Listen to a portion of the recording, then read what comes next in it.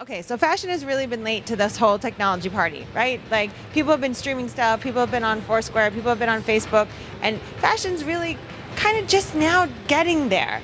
And the concept of mobile on my phone, location-based, I walk into a mall, and then my phone goes off, and it tells me which designers I should go look at based on what my friends bought in my society. Like, and it might steer me into a direction that I never would have gone. And to some people, they find that a little creepy because your phone's talking to me, but I think of where it could go, and it gives me goosebumps. Like, the whole fashion community as we know it, or the whole way that we do business, is about to change in the next 2 to 3 years. So it'll probably take that long. But you guys have started that already. Yeah, I mean, I think it's getting even crazier than that. To his point, I mean, I think you're looking at, Moxie grew our community. We have about 180,000 social followers, and we did, almost none of that's from talking about fashion. It's the lifestyle adjacent stuff that you were talking about. We talk about music. We talk about TV shows that these people like. Ask them what they like. Even food. Things that have to do with, okay, if they're going to like these 3 or 4 different types of things, they're going to tend to like maybe this kind of aesthetic in their clothing. So what you were just talking about, yeah, they might know that you're a fashion shopper, but it may be by the food you eat that they're actually going to recommend a place that you can buy clothes, and that's where it gets a lot more interesting, I think. Susan, that's what you were talking about with the Instagraphs? Did I say that right? With the interest graph. Interest graph, sorry. Yeah, exactly. I mean, what's happening, and and mobile adds another dimension to this, which is really interesting because it mimics or it follows you along in your life, right? And so, you're walking along and you see something that you like, and you can take a picture of it and send it to a friend, or you can take a picture of it and send it to your network and say, yes or no. You can really do this. Do these pants make my behind look large? They have sites like that now. Like, you can get dressed in the morning, Absolutely. and with the 12s to the 18-year-olds or whatever, they love them. I'm like, I don't think, maybe I'm too old, okay? But I don't think I would get dressed and want, like, my peers saying, do you like this outfit? Should I change it? Should I add a different necklace? Although Michaela would probably take exception with my jewelry at times and say, I need that. But it's crazy, right? You can upload a picture of you and say, should I wear this to school today? That's right. But what's interesting about that, too, is that it really means that the brands need to understand who their people are, right? Because I'm not going to do that. I'm not going to do that. I don't shop that way. Teenage girls I know, they do shop that way. And so, but I'm also likely maybe to be online and be searching for something and then see that it's in store for, $139 at like a larger mall, but at my local boutique for $159. And then I have the choice, do I pay the extra $20 to patronize my local business, or do I go and get the discount? So, I mean, discount. Well, depending on the situation, if the mall is closing and it's 10 miles away and the store is down the street and I got to get to a party. And how much is gas right now? Yeah. But I mean, that's what mobile does, is it kind of takes that inspiration and it gives you the ability to take that inspiration and actually act on it. And then it also gives the brand the opportunity to understand what you're doing when you're just walking around, which is totally revolutionary. And I think, David, this question is going to be for you. Based on what John said earlier about how people are interacting and say food or we like this or whatever, I think Apple has really trained us well with the download on iTunes and buy it now, 99 cents. We're all used to walking around with our phones, and then you hit a button and you buy it now. And Facebook is actually starting to convert some of that stuff with your places in the stores and to make it really easy to buy it now.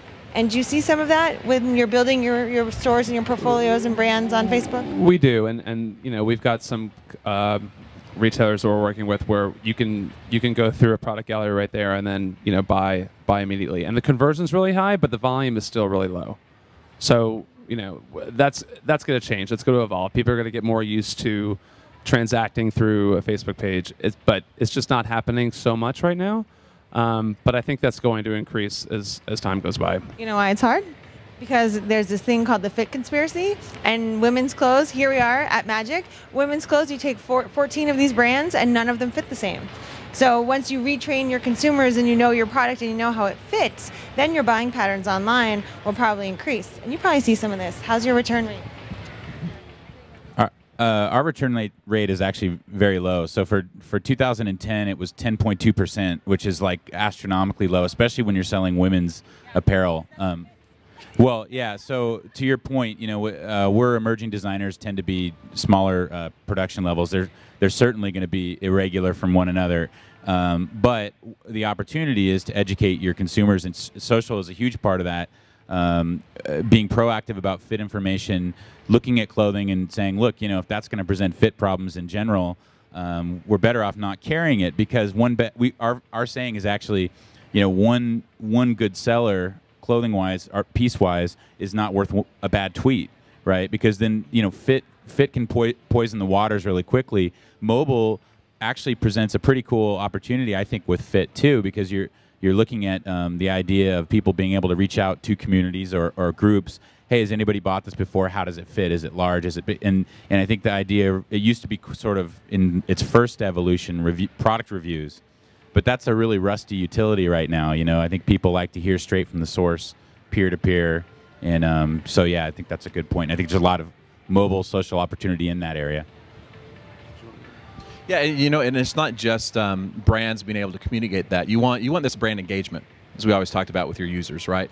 You don't want the brand to constantly just bang you over the head with this brand messaging, brand messaging, brand messaging. That's why creating these advocates and that messaging basically through these advocates, that sometimes, it might be about the brand, but also at the same time, it might be speaking just in general with their friends about fashion.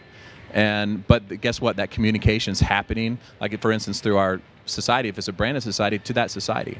And then the other society members are able to communicate with each other about the recommendations on the recommendations, which is really cool. Well, and that's something that retailers and fashion brands have. I mean, fashion brands have tons of great content. They have loads of great content, and they're not taking advantage of it enough. They're not making it something you can engage with. And then when you engage with it on Facebook, your friends are going to know about it, and then again, that network effect happens. So we're working with retailers to give them opportunities to use our saplets, that they can switch in and out really easily, and create really interesting content that not only users can interact with, but you're getting feedback about what their reaction is. So let's say you do like a poll about, a really simple poll about what your favorite fashion trend is. You're getting market research feedback from your customers. Or let's say, through Facebook, a lot of people are very uncomfortable with the whole commenting thing. If there's a bad comment about your customer service, and we can actually give you the ability to respond to that really easily. And it's actually, to embrace that and be able to hear that from your consumer is really, really powerful for a retailer. So we're finding that from a market research perspective, that engagement gives the retailer a lot of great data that they can go back and continually improve their product with. I also think one thing that these brands, and specifically in fashion and those kind of things, and also with retailers, is really understanding what the trends are. I mean, we're talking about mobile, right? We're talking about social and on your computer or offline versus online. And what's a very engaging and very interesting stat is by 2012, they were projecting that the smartphones would outship PCs. Guess what? That happened Q4 of last year. So it's already happening now. So the important thing is to not miss those trends. I mean, you got to forewarn brands that, look, you can get in now on certain things like what we're doing at a cheaper cost, when 2 years down the road, it might cost you millions versus not as much at the beginning. And they're also doing it, I think I read a stat the other day on mobile devices, purchasing through mobile. In 2010, they hit about $2.2 billion purchases through mobile, which is only going to grow.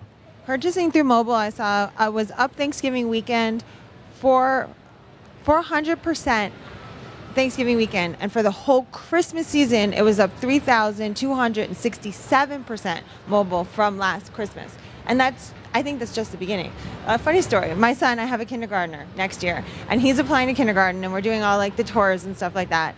And every kindergarten we go to has tablets. They're all on the iPad, and they're starting the kindergartners these days on tablets. And they're telling me that my 5-year-old will never type.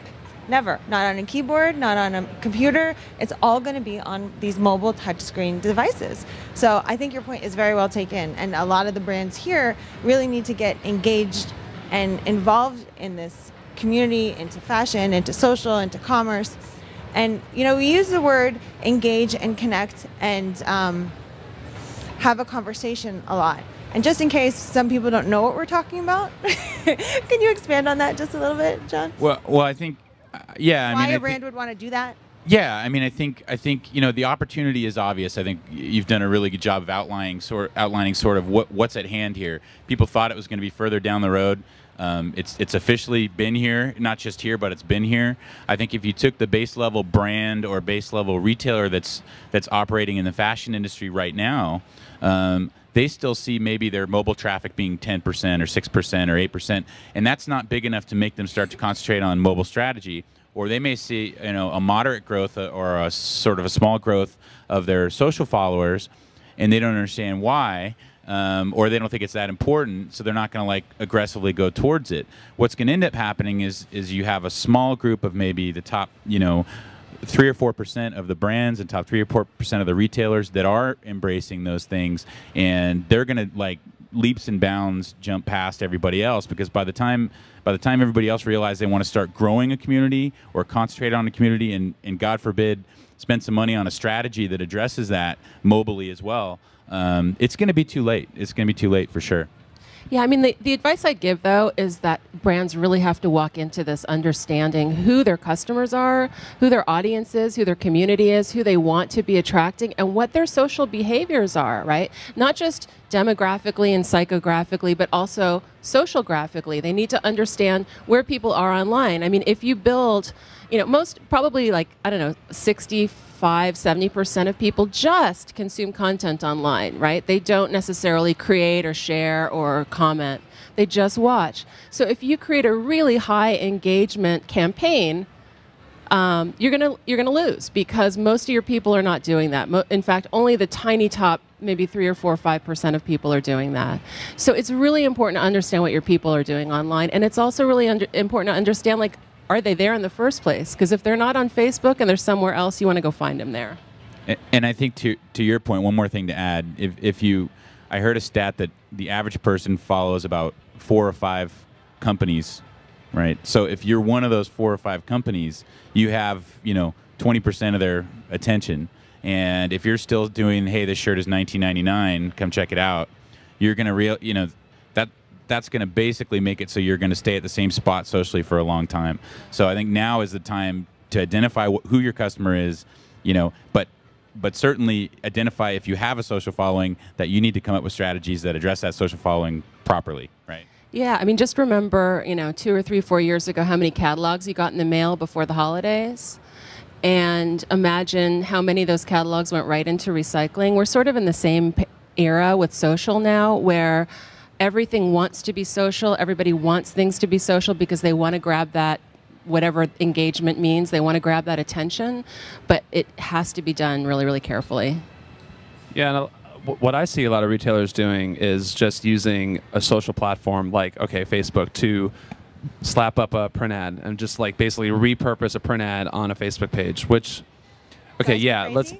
leverage good content, but make it interactive, make people engage with it. And so to your point, like, great, you've got millions of fans, but if you're just taking content from another medium and just putting it on a social medium and expecting it to perform, you're going to lose. So that's like my pet peeve of the day. Absolutely, absolutely, and not only that, I love it when they sort of repurpose their Facebook post on Twitter. The two formats are very different, right? I mean, Twitter has 140 characters. You need to be very clear about what you're doing and understand how to communicate that. It's not good to cut things off on Twitter. Maybe if you're purposely trying to tease people, but if you just say, the big deal today is, and then it stops because it's a Facebook post that runs out of characters, that happens a lot. And not only that, looking at the different social medium as long form content. To your point again, we've seen, and we talk to a lot of other retailers in our space. We have a lot of sort of partnerships with some larger retailers that, we've seen things where people put their tweets through a long form copy editor, as if it's a press release or something. Their tweets, and so to look at tweeting that way is almost like it would be like putting up something in place of a billboard that looked like that looked like a telephone or something, or the two things are completely incompatible. So I think there's a lot of education to be had out there, and I think guys like you are ones that are learning that, helping those retailers.